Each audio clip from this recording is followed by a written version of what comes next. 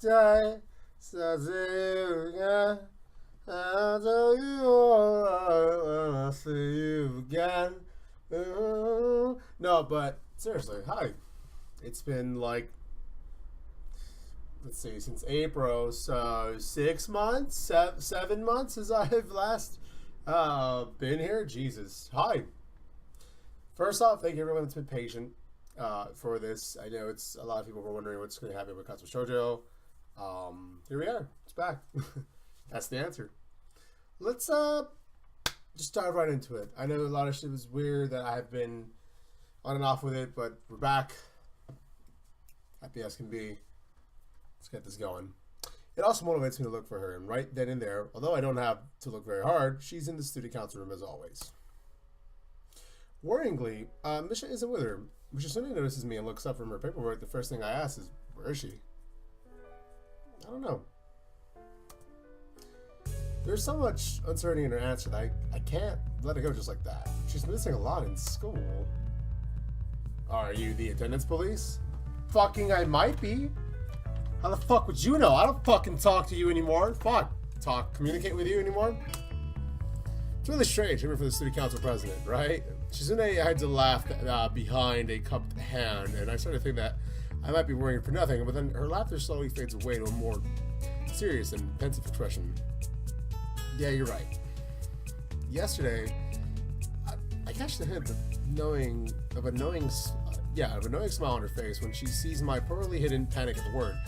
Despite her best efforts, though, she can't help being satisfied in eliciting surprise for everyone else at the very end. Even then, I can see that she has bigger concerns from how quickly her smile vanishes. Before either of you noticed me, I saw what you were saying. I'm not stupid. If I hadn't, I could see through Misha while we were walking back. Even if she hadn't told me everything later, she didn't make a big deal out of it. Anyway, you look at it, it's my fault, isn't it?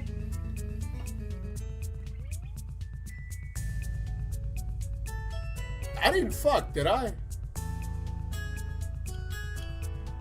Did I fuck? Did I fuck? I don't know. What did she tell you? She said went to the question, though it's clear she's been expecting it. She follows it up with a very grand gesture. Lot? Did I nut? Somebody tell me if I nutted, please. It's been a long 7 months. But I can be selfish and confusing. I try too hard to bring people around me and then push them away. Okay. All right.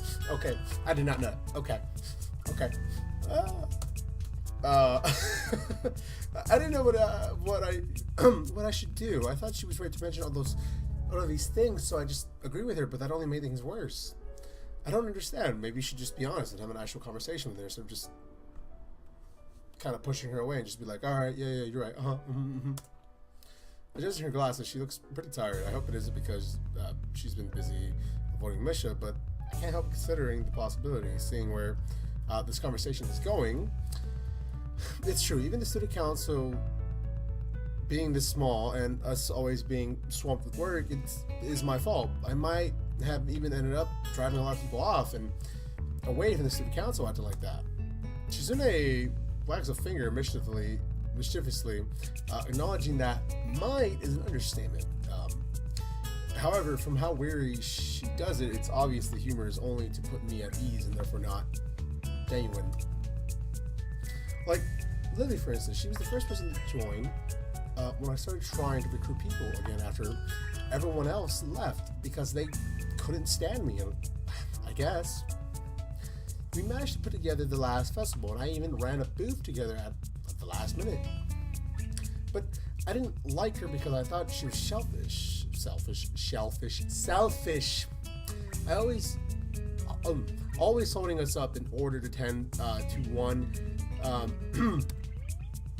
friend of hers or another, and leaving Misha and me alone to sort out things involving the whole school by ourselves.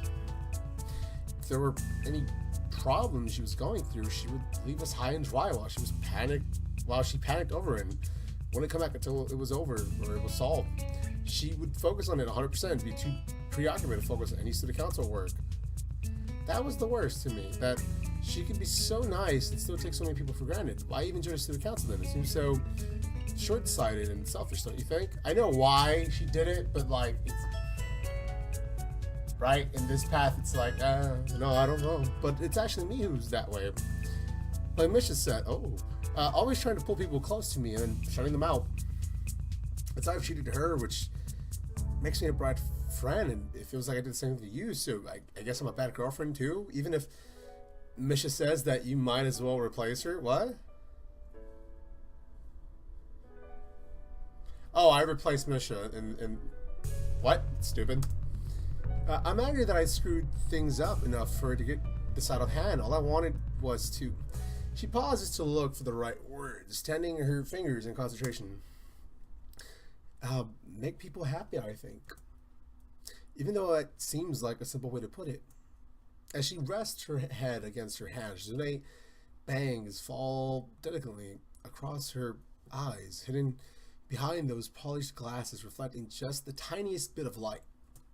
It may be wrong to think so, but right now, she seems especially beautiful, like a more complete person. It feels like this was my first chance to respond to her outpouring of emotions. Replacing Misha as Shizune's interpreter? She must be joking. It took all my energy to keep up with her just now, her signing filled with gestures I've never seen before. Likely their habits picked up from Misha, developed from years of them being together, and I could never replace someone so close to her. I think it's because I like you, not because I got tricked into it by you. Despite how hard she tried anyway, I continued to stare back into her eyes, as sharp as ever. The first time I saw them, they had seemed a bit intimidating to me, but how do I put it? It's like the eyes of the predator. That hasn't changed, which I find reassuring. You're weird. I still want to make everyone happy, starting with Misha. Shizune looks a bit annoyed that I would imply she would start with anyone else, and smiles confidently as though a friend's sadness is a physical opponent she can just strangle into submission. The boyfriend? Excuse me? What? What? I wish I nutted.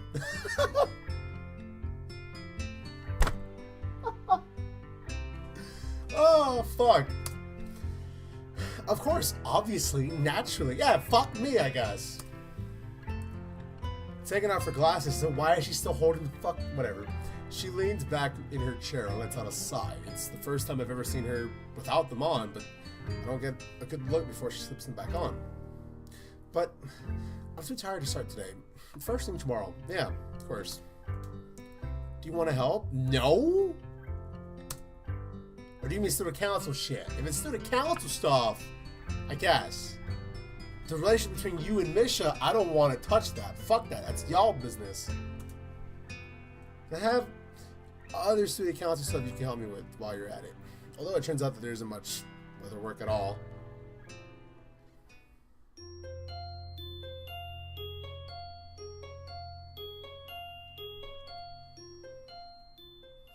$7 months, huh? Just for that?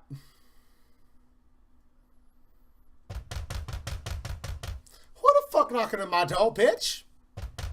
There's no school today, so I expected to be asleep.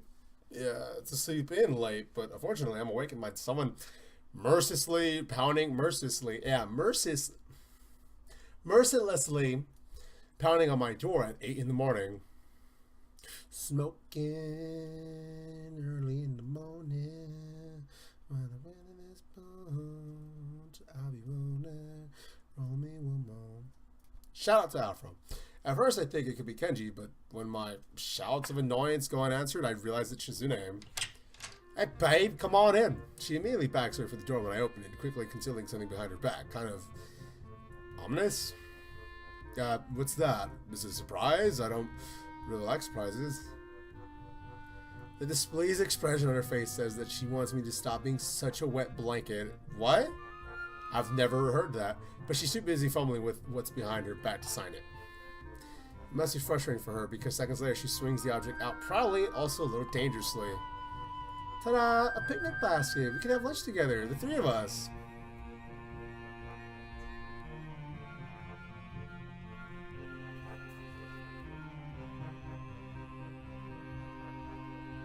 I thought I heard something, my bad. What? bitch. This is such a weird fucking... Shizune's path is just fucking weird, because it's like... I don't give a fuck about Misha, unless this is the path where I netted, but I don't think so. Then I would give a fuck, right? But me not giving a fuck about Misha is like, I don't care about her. I'm focusing on what we can be and what we need to be. So this is just a weird path for someone like me. Maybe some of y'all appreciating it, cool. Personally, this is just fucking stupid, but whatever. Still, I gotta finish this fucking run, so I can't just pull out now, because I never pull out. It's not really... It's not really a basket. It looks more like a plastic bag. Taking a quick look inside, I can see that most of the food inside is also store-bought food and not homemade. Some items still have the price stickers on it. You should probably take that off, personally. There's a very diverse selection here, though. Even a tiny tin of caviar. I'm slowly becoming more impressed with this lunch. I pick a grape out of there and pop it in my mouth. Ooh. Don't just take things out like that. I smell like perfecting the final weapon. Shizune places it down on the ground and frees up her hands and immediately starts playfully tapping it between her feet with a soccer ball? What? Oh, like a soccer ball. Definitely not what you should do with anything you call a final weapon. All part of my get Misha stop being so depressed plan. I stayed up all last night to work on it. When we tried to order in last time, Misha barely got anything and used it as an excuse to leave early, and I won't let her get off so easily this time, so the food is already here. She'll have to sit down and eat with us. It's the perfect bait, doesn't it? Everything look irresistible? I tried to make it myself, but I don't know how to make it look all fancy, so I ended up buying everything. Still, it looks delicious, doesn't it? It should be.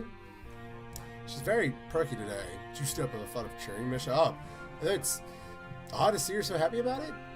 I know that she's just as unsure now as she was yesterday, but the only thing that has changed is that by viewing it as another sort of challenge for herself, she can put her worries aside and throw herself into recklessly. Throwing herself into it recklessly. It has worked well enough for Shizune so far. It wouldn't surprise me if it's the only way she knows how to live. But it is a little early though. It's already 8 in the morning. That's late. What?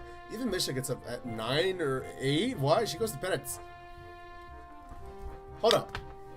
7 p.m., right? Okay? 5 hours later. That's midnight, okay? Let's say she sleeps on the dot at 7.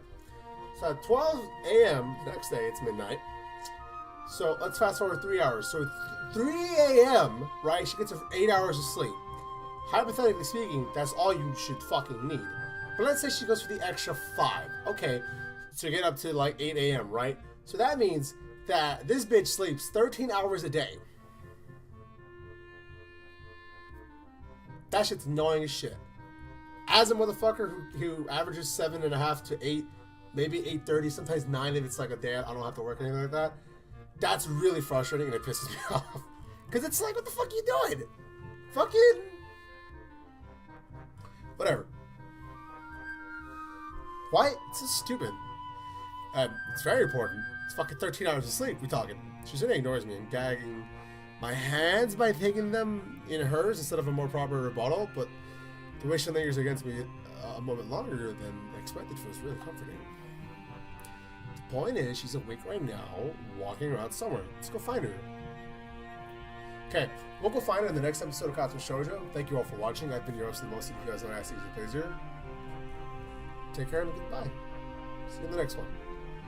Deuces.